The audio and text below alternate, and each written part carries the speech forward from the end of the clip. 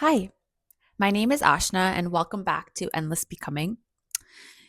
I went a little back and forth on this video or the content of this video, because there was just a lot around this topic that was coming up for me. So I'm going to try to be as succinct as possible as I can, but also acknowledge already that this topic, I think, can be talked about for a very, very long time. But I want to hone in on a very specific perspective that's been coming up for me a lot this week in different ways. The bad advice that I want to start off with is that emotions are not made to be felt, and that feeling emotions is what gives them power.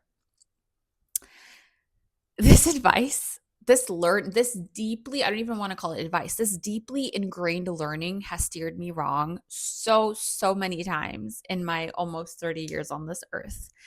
And I feel like I lived the majority of my life actually shoving down a lot of my emotions because of this belief that I had. And something that I was actually taught from those around me is that you shouldn't feel your feelings. You shouldn't feel your feelings. Feeling your feelings gives them power. That's how they get a hold of you. That's how they become huge and monstrous. And what you need to do is shove them down, pretend they don't exist. Sure, when the emotions come up, you can cry about it. That's fine, but feel those feelings and they will disappear. And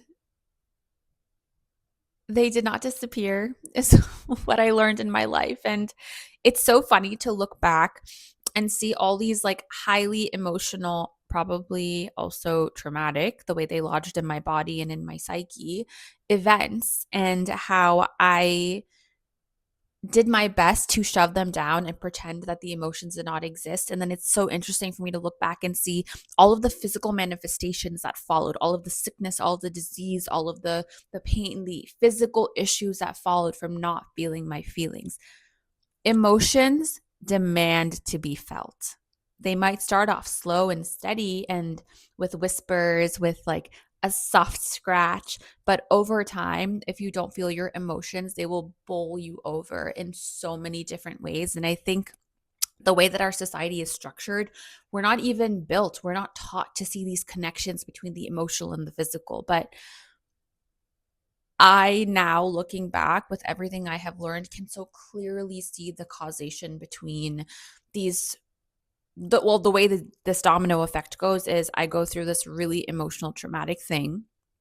I don't feel my feelings. In fact, I try to shove them down, try to pretend everything is okay, try to look forward into the future, not back into the past. I go through a physical manifestation of the emotion. Starts off really slow, but the longer I let the emotions fester, the bigger the manifestation gets, the more intense, the harder, the louder, the worse the sickness and disease gets. And I feel like a lot of you may not believe me, or maybe you do. Maybe you might, but I think that it's very hard to convince somebody of the fact that our physical state is very much related to our emotional state. And I want to talk through an example of where it got so bad for me. So, post college, I had a really, really fun time in college. I loved college. I actually spent my senior year abroad in Ireland. My husband thinks I talk about it too much, but I just had a really great time in Ireland. And I love talking about my time there, about all the traveling I did across Europe, about how much I learned, about how immersed I was in another culture because I did a semester of classes and then I actually worked full time for 6 months. So I feel like I really, really got to know the people and I just fell in love. But towards the end of my time there, I knew it was time to come home. I was feeling very homesick. I was missing my family, missing all of my friends. Everyone was back home. So I decided to take a full-time offer in New York post-graduation instead of staying on in Ireland, which sometimes I wish I had done because I also had a full-time offer for where I was working there, but life happens the way it's meant to happen. And anyways, so I come back to New York. I decide to move back into my parents' house. We actually had the basement of our house, which my parents have since sold, was like a fully sufficient apartment that we actually used to rent out when I was younger. So there was a bathroom, a kitchen, like obviously bedroom, closet, everything. It was like a little living space, literally an apartment. I don't know why I'm thinking of so many different words to say apartment. So I decided to move down there. The commute to my job at the time, door to door, was about an hour and a half. There were ways to speed it up, but it was expensive. But taking like the train, the subway, and like walking to it was I lived a mile from the train station. So I take take the subway from Forest Hills, if anyone's from New York, out in Queens. Take it all the way into like financial district Manhattan, walk to the office. So literally door to door, practically an hour and a half. And I also had just started dating my husband at the time and started working in financial services. Within a couple months, I was full out depressed.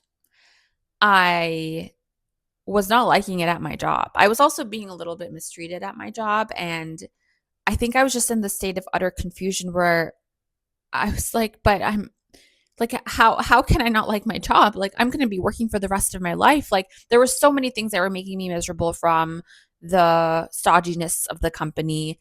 It was an older firm. We had to dress business casual for the majority of my time there. Not my scene. I didn't love the work I was doing. I was in insurance. It was a rotational program, so I started in insurance. Not my cup of tea. I did feel like my supervisor was condescending, talked down to me when I tried to speak out about it. Nothing happened. I was kind of told that, well, he's very good at his job. Like, this happens. Like, it's fine. It'll be okay. I'm fine, right? Like, I'm still okay. And I just didn't know enough to speak out or to stand up for myself more than I already had. Whatever. Things about the job, not my cup of tea. I did not like the hour and a half commute. I think from living on campus in college, even in Dublin, my commute was pretty easy. I say pretty easy. It was like a 3-mile walk to work every day, but I don't know. I loved it. Something about that, my time there, I loved it. And I think back in New York, I was feeling very stuffed. I was feeling stuck. Did not like my job, wanted to move out, didn't like living with my parents again. I think that 4 years of freedom, especially living in another continent, had given me this taste for just, I don't know, for flying and somehow being back in my parents' house, having to tell them where I was going, even though they didn't hold me back, but it was just having someone that I felt like I needed to report to.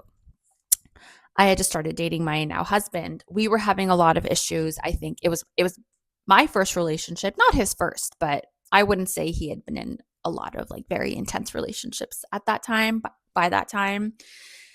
And just all of these things were making me so miserable, so miserable. At my company, I was being forced to take this test that I didn't want to take.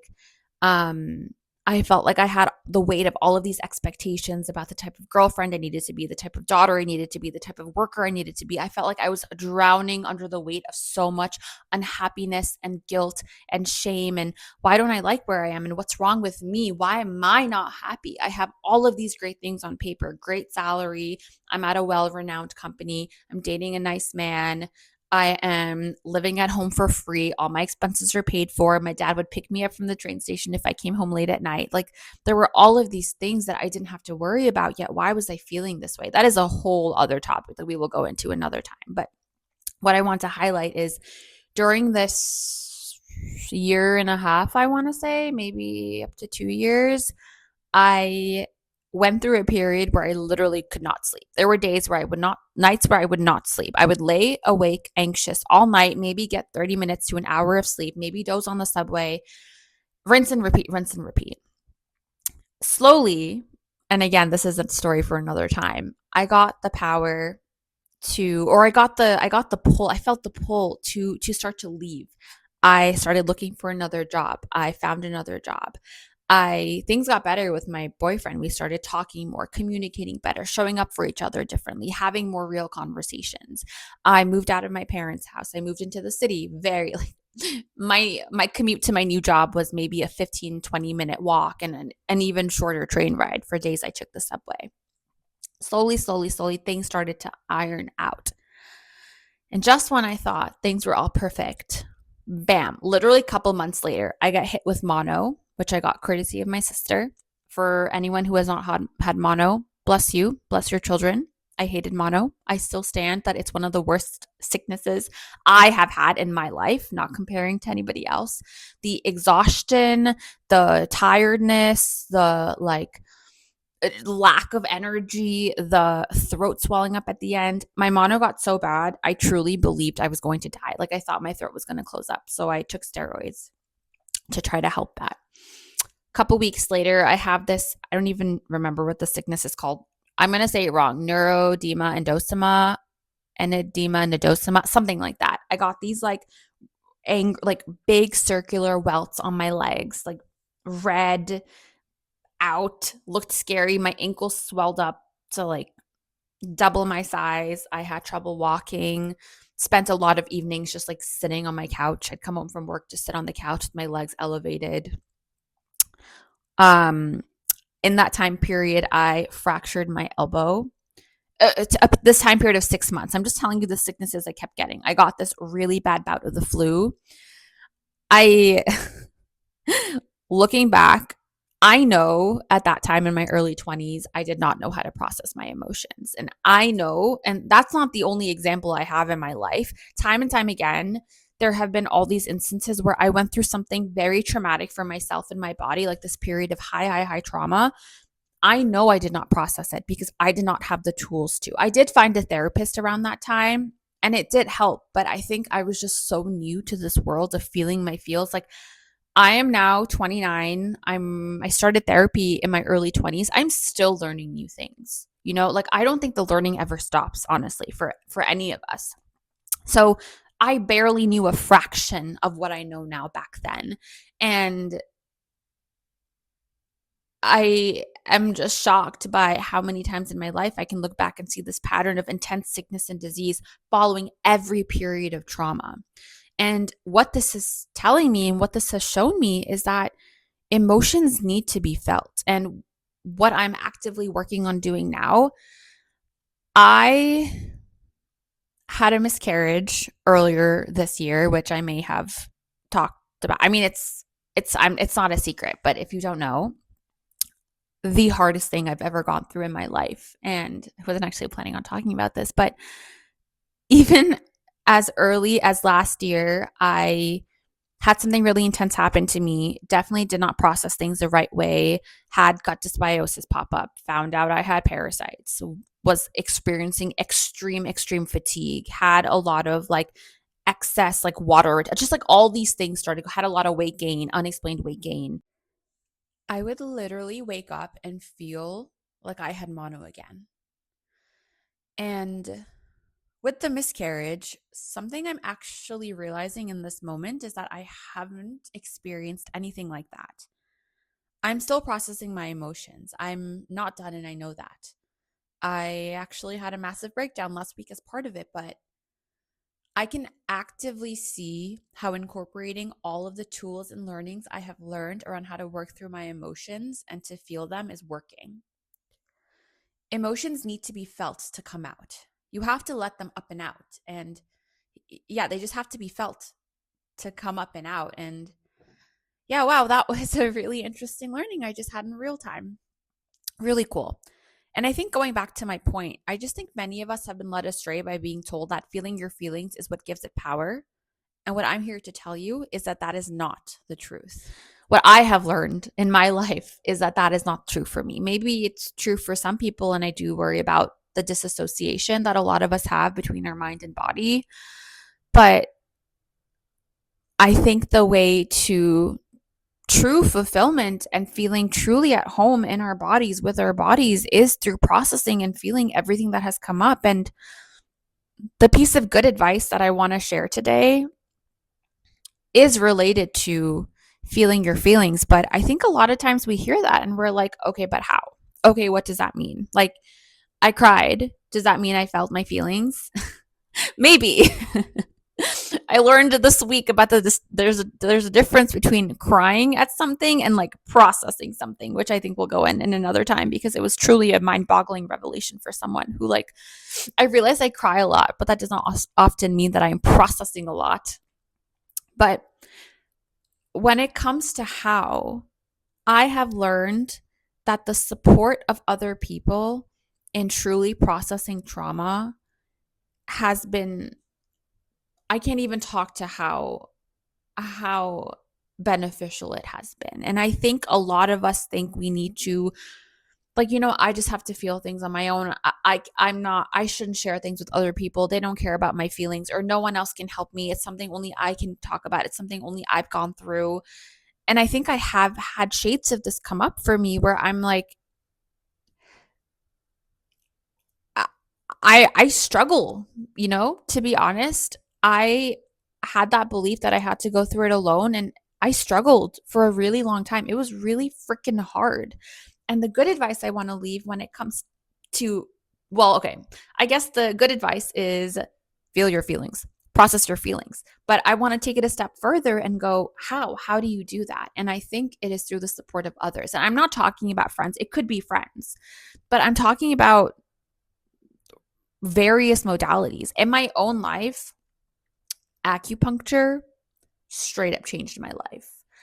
I would not be the person I am today if I hadn't gone through, I think I saw that acupuncturist for 6, 7, 8, maybe 9 months on and off in the beginning. But then the last 3 months, I was seeing her bi-weekly because I was really going through it at the time. And going to her made my world change from 2D to 3D. I'm not even kidding. I remember like at the end of our time together, because she moved out, I just remember being like, my entire world has changed. I can feel into myself differently. So many emotions that were buried so deep inside of me came to the surface. And my learning this week that I wanted to share with you guys has been that trauma is not meant to be processed alone. We can, I'm not saying you cannot process it alone. I, of course, have to support myself in the times when I'm not near my therapist or near my acupuncturist or near my chiropractor. But I want to leave you with this advice that you're not weak or not strong for getting or wanting help. There are people who have trained professionally in this very thing to help our emotions process up and out. And I wish we were taught about how these professionals can help us become better. I know some of those things are not always financially accessible, but I guarantee that if you dig, you will figure out how to do that. Like, for example, my current acupuncturist, once a month, does donation-based group acupuncture, where it's a suggested donation of $30, and you can pay what you want. And you can go, and even going to acupuncture once a month, if that interests you and resonates with you, I think would be so incredibly helpful and supportive for all of our journeys. And yeah, I just wanted to leave you with that. And just to like summarize, because I felt like I went into a couple different directions, my bad advice is that acknowledging emotions is what gives them power. That is advice that has steered me wrong, and many people I know wrong many a time. The good advice is that emotions need to come out, up and out. And in order to do that, they need to be felt. My advice on how you can start doing that is by seeking help from other trained professionals, like therapists, like acupuncturists, chiropractors, like massage therapists. Even getting massages actually helps move things through your body. All of these are so wonderful in helping us move what is stuck inside. And I think this can actually be a whole other video, but I did just want to leave you with this. Something that I've been grappling with a lot this week is, am I weak for wanting others to help me? No, I'm not. I'm all the stronger because I now realize that when I can't do something, someone else can help me do that. And there's a strength in knowing when to ask for help. Anyways, hopefully that all made sense. I know I went into a lot of different directions, but hopefully you were able to follow my thought process. If not, you can always reach out to me, and I'm happy to do another video or go into something deeper or share one-on-one if something is very confusing. But I just really, really wanted to share what's been coming up for me around how important it is to get external help when we need it. It is, but I don't know where this belief got ingrained in my head that it's weak to not do things on our own. But it's ultimately working with other people. That's what has saved me. That's what's healed me. It's what's gotten me this far. And it's gotten me to where I am today. And I really, really, really want you to know that. And I think I'm going to share in the description a little bit more about what I talked about today because I don't want to confuse anyone further in the video. But I hope that you have found my learnings helpful today and that something resonated with you. I would love to hear more about it. Even if it's general, even if it's not directly related to what I said in the video today. If there's anything at all that resonated, or like I said before, anything you want to hear more about, I'd be happy to talk with you and help you with whatever is going on. And yeah, hope you have a good rest of your day, night, week, weekend, whenever you're listening to this. Okay, bye. I'll see you next time.